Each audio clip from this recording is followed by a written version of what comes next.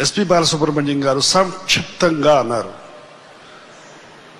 నా జీవితం 65 సంవత్సరాలు, న్యాయంగా అయితే 65 నిమిషాలు కావాలి, 65 సెకండ్లు ముగించడం చాలా కష్టమైన పని. అందుచేత ఈ వేదిక పైన ఉన్న పెద్దలందరి పేర్లు చెబితే 6 నిమిషాలు అయిపోతుంది. అందుచేత ఒక్కసారి 3-4 మాటల్లో ముగించేస్తారు. సినిమా బాగు చేస్తుంది, చెడు చేస్తుంది అనుకునే వాళ్లకు సమాధానం ఎలా నిర్ణయించుకుంటే అలా జరుగుతుందని ఆలోచించుకుంటే దానికి సమాధానం అక్కినేని నాగేశ్వరరావు.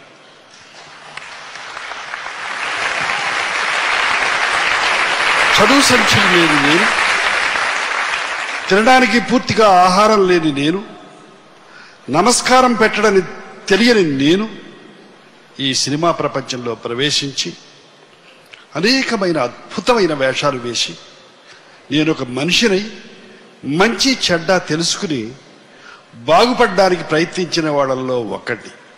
అందుచేత సినిమా ఎంత బాగు చేస్తుందో, అయితే నేను నటించిన ఒక అర్థాంగి, ఒక ఆడకూతురు అసమర్థుడైన వాణ్ణి ఎంత సమర్థుడుగా తయారు చేయగలుగుతుందో చూపించే చిత్రం అర్థాంగి. ప్రేమ ఎంత అద్భుతమైన శక్తి ఉందో అందులో, ప్రేమకు బిడ్డలు కనడానికి కాదు, విశాలమైన ఈ ప్రపంచాన్ని కూడా మనం ప్రేమించవచ్చు అని తెలియజెప్పడానికి మోగ మనసులుంది. అలాగే మెరమెచ్చులకు లొంగిపోయి నువ్వు పనికి రాకుండా పోతావు, నీకు ఆఖరికి తినడానికి కూడా ఉండదని చెప్పడానికి ధర్మతాత పిక్చరుంది. ఒక్క నిర్ణయం తీసుకోవడంలో తప్పు చేస్తే నీ జీవితం ఎంత సర్వనాశనం అవుతుందో, నువ్వెంత, నీ మనసు ఎంత క్షోభపడుతుందో చెప్పడానికి ఒక్క దేవదాసు ఉంది. నువ్వెంత నిష్ఠాగరిష్ఠుడవైనా ఒక్క నిమిషం చపల చిత్తం నీలో ఏర్పడితే ఎంత అధపాతాళానికి నువ్వు తొక్కబడతావో ఒక్క విప్రనారాయణ చెబుతుంది. ఇలా సునిశ్చితమైన భావాలు. అలాగే ఒక పిచ్చి పిచ్చిగా బిహేవ్ చేసే ఒక కళ్యాణ్ లాంటి హీరో ప్రేమనగర్లో వాడి మనసు ఎంత క్షోభపడుతుందో, మనసు గతి ఇంతే, మనసున్న మనిషికి సుఖము లేదంతే అని ఎంత బాధపడతాడో అది ఒక గుణపాఠం. It is a PhD for me. అలాగే ప్రేమాభిషేకం, తను ప్రేమించిన అమ్మాయి తను చనిపోతే విధవ అవుతుంది పెళ్లి చేసుకుంటే, అందుచేత తను విధవ కాకుండా ఉండాలి, ఆమె బాగుండాలనే ప్రేమకు మరో కోణంగా చూపించిన ప్రేమాభిషేకం చెబుతుంది. సీతారామయ్య గారి మనవరాలు, మన తాత, మన ముత్తాత, మన తండ్రి, మన మేనమామ ఎలా ఉంటారో, వాళ్లలో సూక్ష్మగ్రాహ్యమైన విషయాలు ఎలా ఉంటాయో తెలియజెబుతుంది సీతారామయ్య గారి మనవరాలు.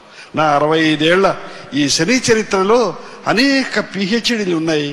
నేను చదువుకోపోయినా ఈ సినిమా ఇండస్ట్రీ నాకు PhDలు చాలా ఇచ్చింది. నేను కృతజ్ఞుడు.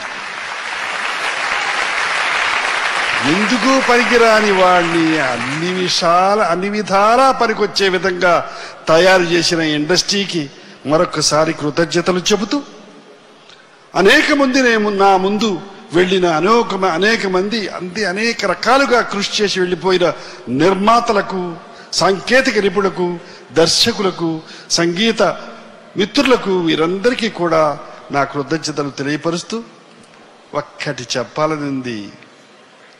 క్రమశిక్షణ అంటే ఈ సినిమా ఇండస్ట్రీకి ఎవరేమనుకున్నా నేర్పింది నేను, నా బ్రదర్ రామారావు.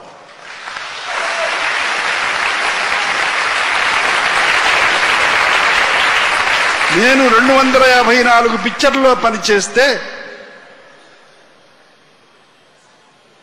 ఎక్కువ పిక్చర్లు అంజలీదేవి గారు, తర్వాత సావిత్రి గారు, దాదాపు 82-83 హీరోయిన్స్తో నేను పనిచేస్తే, ఈ ఇద్దరి తర్వాత నేను ఎక్కువ పిక్చర్లు పనిచేసింది.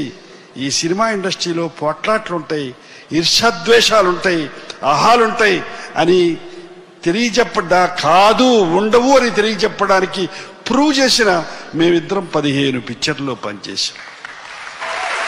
అంచేత ఇటువంటి చక్కటి సమయంలో తెలుగు జాతికి తెలుగుతనం ఏమిటో నిరూపించిన నా మిత్రుడు నెగటివ్ క్యారెక్టర్స్ని కూడా పాజిటివ్ క్యారెక్టర్స్గా మలిచి పేరు సంపాదించిన వాడు. హీరోకి సింపతీస్ ఉంటాయి, కానీ ఈ సంపాదించిన నా మిత్రుడు, నా బ్రదర్ ఈ సమయంలో లేకపోవడం నాకు లోటుగా ఉందని చెప్పాలని అనిపిస్తుంది. ఆయన ఎక్కడున్నా, ఆయన పేరు ముందే చూపించారు, ఎక్కడున్నా నారాయణ రెడ్డి గారు అన్నారు, నీడలాగా నీ వెంటబడేదే నిక్కమైన కీర్తి, మృత్యు బాహువుల కందలేనిదే నిత్యమైన కీర్తి, రొచ్చు ఊబిలో ఉబికొచ్చేదే సత్యమైన కీర్తి, చిచ్చు అంచుపై నడిచొచ్చేదే మచ్చలేని కీర్తి అని మిత్రుడు నారాయణ రెడ్డి గారు అన్నారు. అది రామారావు గారికి చెందుతుంది, ఇంకా ఎంతో మందికి చెందుతుంది. అటువంటి మిత్రుడిని కూడా